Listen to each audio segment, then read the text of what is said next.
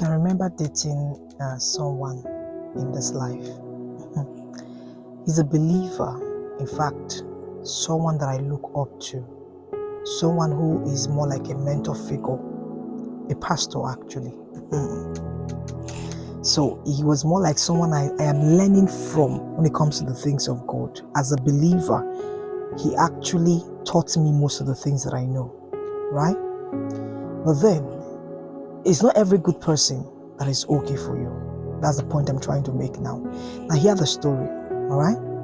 It's going to be a little bit long. Now, he's a tongue-speaking believer. He is a mentor to many persons. He is a pastor, He has a lot of experience when it comes to the things of God. He's a lover of God. He's a Christian. Get the point. Remember, it is not every Christian that you get married to. That someone goes to church doesn't mean the person is fit enough for you. That the person believes in the same thing you believe in doesn't mean that the person is fit enough for you. Now, there is this saying that a lot of persons are Christians without character. A lot of persons have the spirit upon and they don't have the spirit within. Now, back to my story. Now, when the relationship ended in that, that very year, I felt like I was losing it. I felt like God was being unfair. I questioned God. I nearly gave up on my faith. But now, few years after, I began to realize that it was actually God that saved me out of that. God have saved me and you from a lot of mess that we thought was the best for us at that season. And looking at it, that person was fit physically. Like when you look at that person, the person has all the qualities you want, but that might not be the right person for you. Yeah, especially when you're a praying person, when you are someone that always align your movement, everything to God. There are prayers that you make sometimes and you think God did not hear. When you make prayers like, God, may I never get involved in anything that is going to break me, anything that will not make me fulfill purpose, anything that will make me sad. Those prayers, God actually writes, and takes care of them. And at that point when you're making that prayer, it might not really seem like it might not look like it. It might seem like a joke. But trust me, at the appropriate time, you will see the answers to such prayer. Now, he was so good. He was like every woman's dream. But now see where the problem. He was abusive. Now, the problem there is he had no idea that he was abusive. Now, he's a priest, he's a pastor, but he was not emotionally intelligent. Now, he uses all manner of words on me. He says, I'm proud. Anytime he points out something that I did wrong, maybe he had a particular story about me, someone reported me to him, he wouldn't want to hear my own side of his story. He will start rebuking me, start shouting at me, and expecting me to swallow in everything, both the one I did not do, both the one I did. In fact, I have no right to explain myself. And any moment I explain myself, he terms it that I'm proud and all of that. I'm sounding very fine, like the kind of abusive words. That kind I was thinking is love, like I was thinking is my pastor, but now I'm beginning to sometimes when I think about the whole thing, like my past, and I'm like, man, he uses some certain words that should not be used on a fellow human being. Someone who is emotionally intelligent should not be using such words on a human being. Now, that was number one. Anytime, he's not the social media kind of person, and I am the social media kind of person. I had this Facebook page then that, based on the kind of things that I do, I always post. And we were actually taught to, give bring up your work, talk about the things that you do. A lot of persons who are into what I do, community work and all of that, will understand the fact that we don't post most of our work because we want to brag about it. We post it because a lot of international bodies sometimes get to, come to you for partnership. When you go for partnership, when you write for partnership, they want to come to your social media. They want to check your social media out and all of that. It's more like documentation. But to him, he felt like I was being so loud. Each time I make a post, he will always, if I post anything, he will read meaning into everything that I post. Sometimes he will say I am referring to him.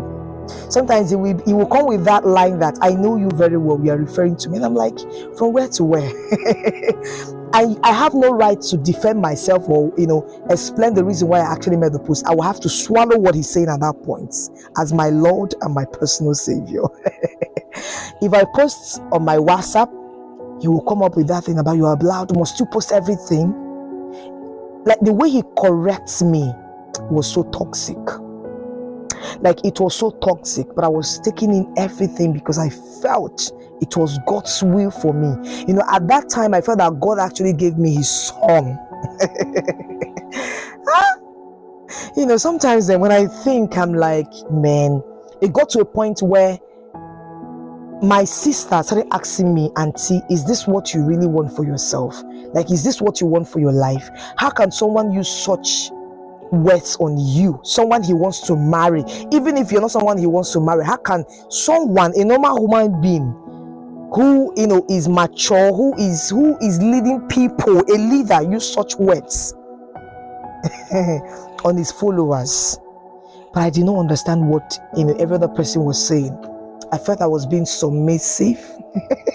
I felt I was, So what I'm trying to say is, it took God to actually help me to understand. Even when the whole thing did not work out, I was trying to point out to him that what he did, was bad.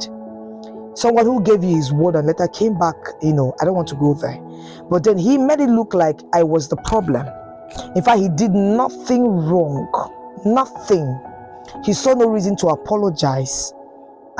In fact, you have no right to correct him, to point out any of his mistake.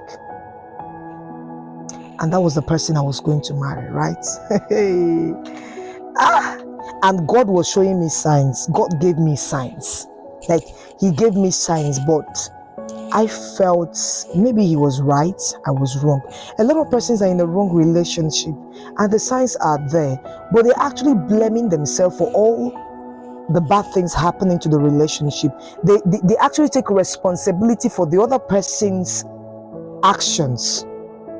They are being abused. I see a lot of persons who are being abused in a relationship, and when you tell them to come out, they will say, no, it's my fault. It's because I did this. I am truly not submissive. I am this, I am that. Seriously. See, you're worth more than that. You're worth more than that. Someone who truly understands what love is all about. We understand that there is a how to talk to his or her fellow human being. That is how to talk to your fellow human. Okay?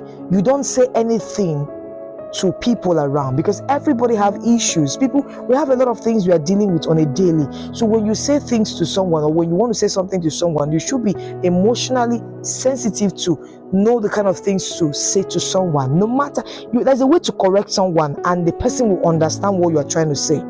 But you might actually be correcting someone, you might actually be saying the right thing, but the pattern you are saying the thing, the pattern in which you're passing the message might be so abusive, might be so toxic, that the person will not even understand. You will end up damaging the person the more, all in the name of correction. So if you are in the relationship where you are taking responsibility of the other person's actions, you feel that, you are the person who is actually causing the whole thing, you need to have a rethink. You need to think again. It's not everyone that is good enough for you. Not every believer is good enough for you. Even that person who you're looking up to might not just be good enough for you. You can imagine if the whole thing worked out. I don't know what life would have been like for me now. Now I'm beginning to say, God, I am so grateful. Lord, like, this is not me trying to, feel good, but this is reality for me. Like, I am really grateful for all that God saved me from. And I know that is the same thing for you too. You might not really understand right now, but trust me, that toxic relationship that you think if you don't go ahead with it, you're going to die. You will not die. Back out. Flee if you can. With time, you will get to understand that that was the best decision ever. Yes, the best decision ever.